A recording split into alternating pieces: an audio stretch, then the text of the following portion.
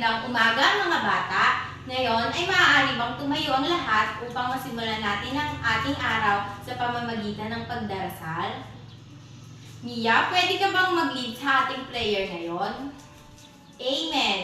Ngayon naman ay maaari nyo bang tignan ang inyong mga katabi upang makita natin kung sino ang lumiban sa klase? Magaling mga bata! Ngayon naman mga bata, ako ay may inihanda ang mga larawan at inyong tutukuyin kung ano ang mga ito. Ano ang nakikita niyo sa unang larawan? Tama, ang nasa unang larawan ay halimbawa ng mapa. Sino na sa inyo ang nakakita ng isang mapa? Tama, saan ginagamit ang mapa? Ginagamit ito upang malaman natin ang ating direksyon o pupuntahan sa lugar na nais nating matuntun.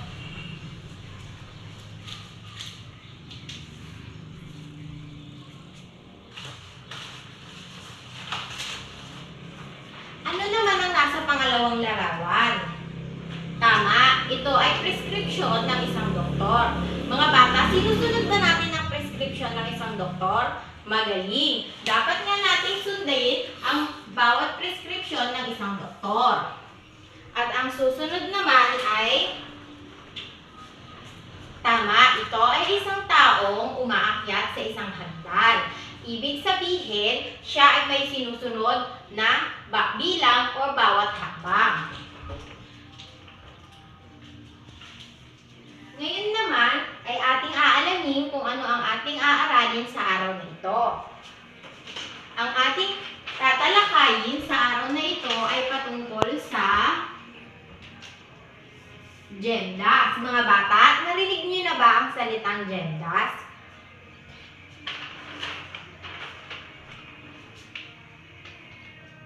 Ang ibig sabihin ng salitang gendas ay group, exponent, multiply, divide, add, and subtract.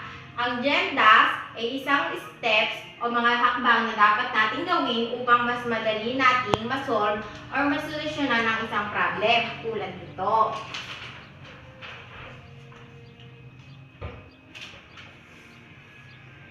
Ngayon, akin itong sasagutan upang ating malaman kung paano nga ba naman natin mai-apply ang gender sa equation na ito. Ngayon naman ay atin itong sasagutan. Mauuna dito ang group. Mga bata, nasaan dito ang group? Tama. Ang nasa group ay ang 3 times 3. Ngayon, atin itong sasagutan.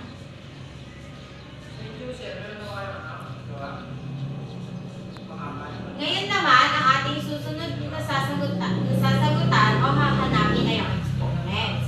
Dito, makikita na ang may exponent lamang ay ang 3.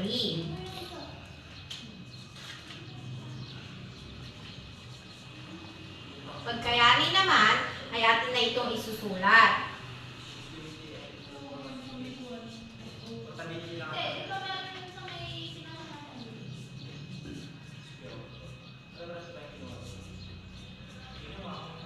At ating isusunod ang multiply.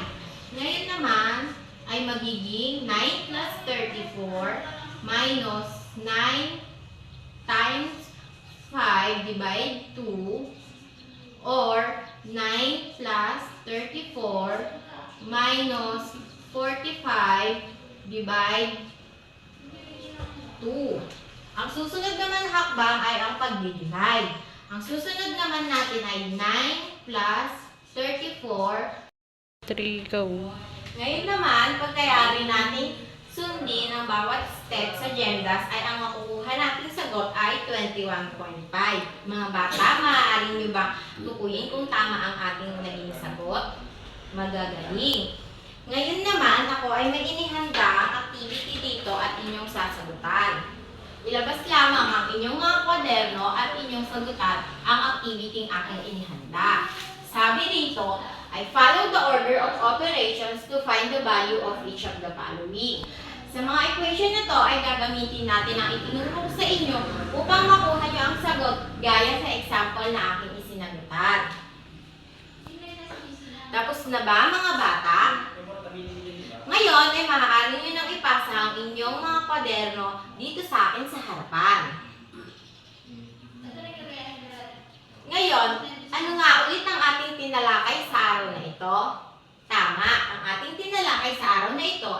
tungkol sa Diyemdas. At ano nga ba ang ibig sabihin ng salitang Diyemdas? Tama, ang Diyemdas ay groupings, exponent, multiply, divide, add, and subtract. Ngayon, upang mas lalo kong malaman kung talagang natutunan or nalaman nyo ang ating aralin, ay may inihanda ulit akong activity at inyo itong sasagutan.